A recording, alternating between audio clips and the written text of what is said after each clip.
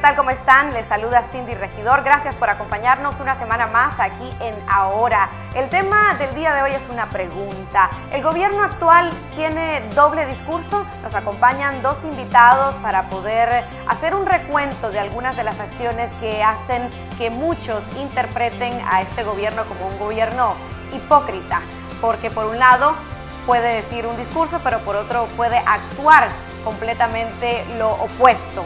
Está con nosotros Manuel Esquivel, nuestro colega, fotoreportero con 34 años de experiencia, y está también con nosotros la presidenta del Centro Nicaragüense de Derechos Humanos, CENID. Antes de empezar, antes de conversar con ustedes, me gustaría que viéramos un reportaje que precisamente muestra diferentes episodios desde 2008 hasta la actualidad, desde que el gobierno tomó el poder, el gobierno de Daniel Ortega, en donde se nota esa contradicción precisamente entre una campaña permanente de los sandinistas y lo que ocurre realmente en las calles de nuestro país. Veamos.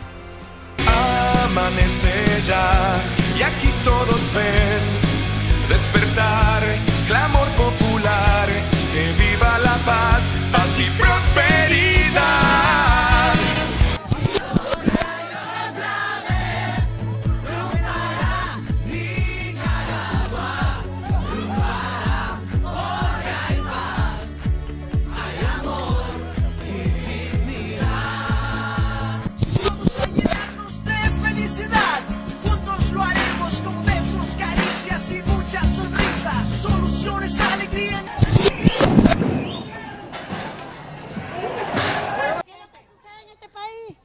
No podemos expresarnos lo que no estamos de acuerdo con ese gobierno.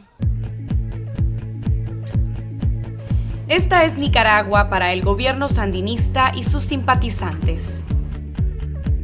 Esta es la Nicaragua para quienes piensan distinto o cuestionan su poder y actuación. A lo largo de los casi 8 años del mandato del presidente Daniel Ortega, son diversos los hechos que denotan una contradicción entre el discurso de paz y amor y los testimonios de las víctimas de la opresión y la impunidad.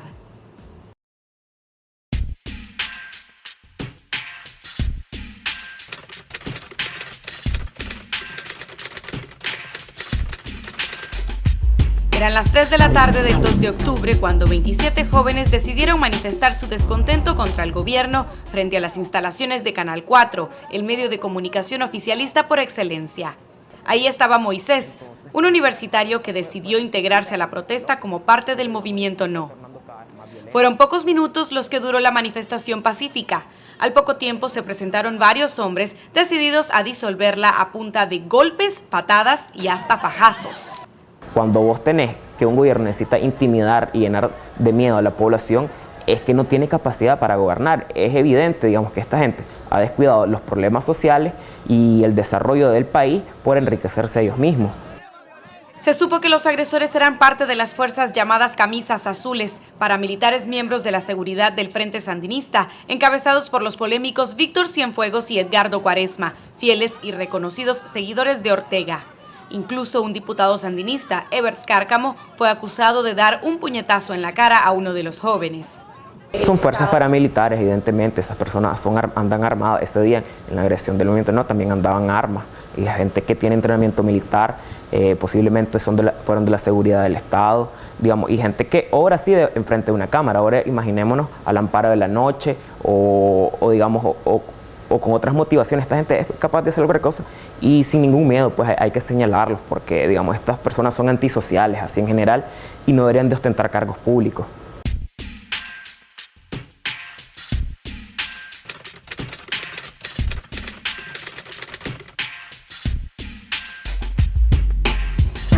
No fue un buen lunes. Para un periodista no ha sido un buen día cuando se termina convirtiendo en el protagonista de la noticia.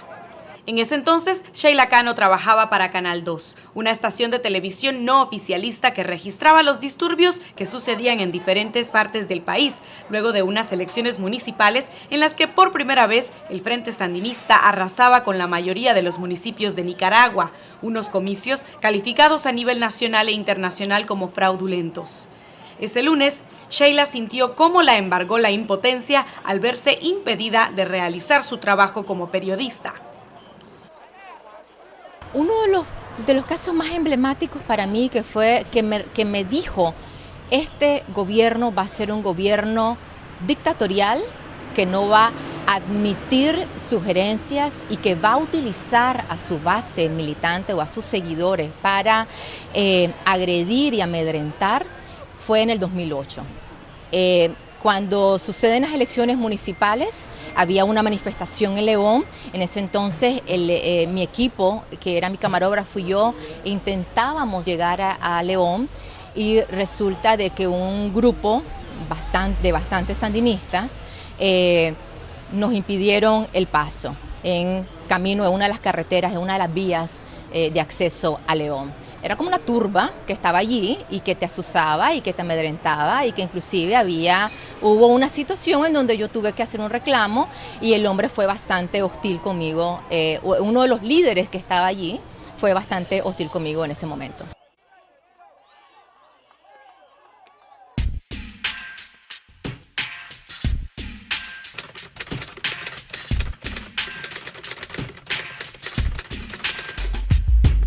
Este es Iván Olivares. Minutos antes, a pocas cuadras en la sala de redacción, su jefe le habría ordenado dar cobertura a una marcha contra el fraude electoral alegado por la oposición liberal luego de los comicios municipales ocurridos días antes.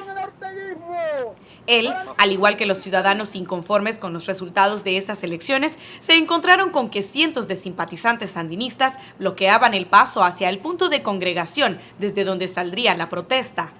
En zonas estratégicas, grupos de personas encapuchadas y armadas con piedras, palos, machetes y morteros impedían la libre movilización de la población y agredían a quienes trataban de unirse a la manifestación.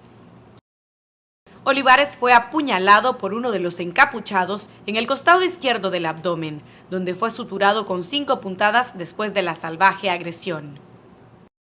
Como la plaza está a unas 5 cuadras de aquí, simplemente pues lo que hice fue que me fui caminando, dejé el carro a una distancia segura y me fui caminando. Aunque había un grupo, no sé, podían haber sido unos 15 fácilmente, no estoy seguro. Yo en realidad solamente estaba pendiente de uno de ellos que venía con un machete en alto y que me amenazó un par de veces con darme un golpe. Pues. Otro individuo que estaba a la derecha de él me tira un golpe, pues hace una estocada con una bayoneta que él tenía. Cuando yo fui a poner la denuncia a la policía, un agente de policía que estaba en el sitio, pues, y lo diré de esta manera general para no identificarlo, un agente de policía me dijo, nosotros sabemos quiénes son ellos, sabemos qué pandilla estaba en cada lugar. El gobierno los trasladó, me dijo, los reconcentró y los tuvo en la normal de Managua. Ahí los tuvo concentrados, ahí los armó, los vistió, los transportó, los organizó, los alimentó, los llevó hasta el sitio. En el momento de la agresión, la única emoción que había en todo mi sistema era ira, pero una ira inmensa. Ellos no tenían, ni tienen, ni deben tener nunca el derecho de impedir que los ciudadanos podamos movilizarnos libremente.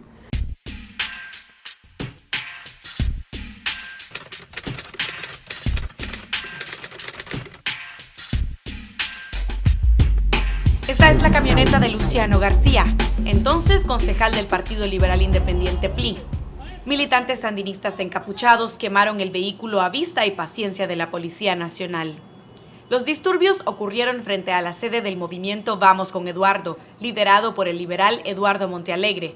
Ahí se habían reunido 18 diputados de la oposición que pretendían derogar un polémico decreto presidencial dictado por Daniel Ortega y que prorrogaba la permanencia en sus cargos de 21 altos funcionarios del Tribunal Electoral y del Poder Judicial, cuyos periodos ya habían expirado.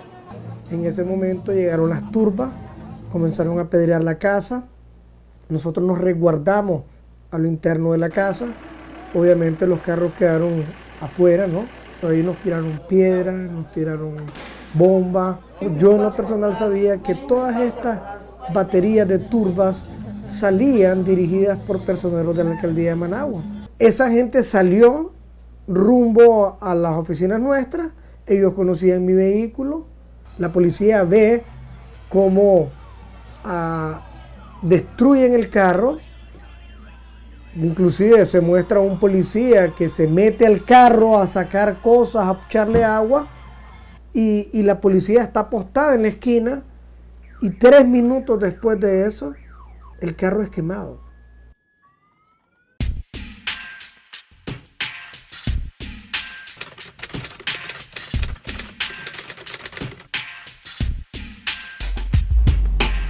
Así quedó el rostro de Jairo Contreras, miembro de Rejudín, Resistencia Juvenil por la Dignidad Nacional, quien fue agredido por un miembro de la Juventud Sandinista el 21 de julio de 2011. Contreras y Byron Rivas protestaban contra el gobierno sandinista por violentar la Constitución de la República y el Estado de Derecho. Jairo se encadenó en el monumento, yo estaba arriba del monumento con la bandera azul y blanco representando la patria y representando los derechos ciudadanos. Fue ahí donde vinieron como unos 6 o 8 buses llenos de la JS, se mantuvieron hasta las 2 de la tarde, comenzaron a venir aquí al monumento donde estábamos nosotros y de pregunta en pregunta comenzaron a decirnos de que a qué hora nos íbamos a ir, que ellos estaban aquí porque eran obligados, eran pagados y ellos necesitaban ese dinero, pero que no les iban a pagar hasta que nosotros nos fuéramos y que la paciencia de ellos tenía un límite. De repente se acerca un joven, le agrede a Jairo físicamente pegándole en la parte de la ceja, lo corta y ahí se crea un alboroto. Rivas también sufrió una agresión hace unos meses en el mismo lugar. Esta vez motorizados portando garrotes y bates de béisbol, sabotearon y golpearon a varias mujeres y destruyeron una cámara del equipo de Canal 12 que cubría la protesta.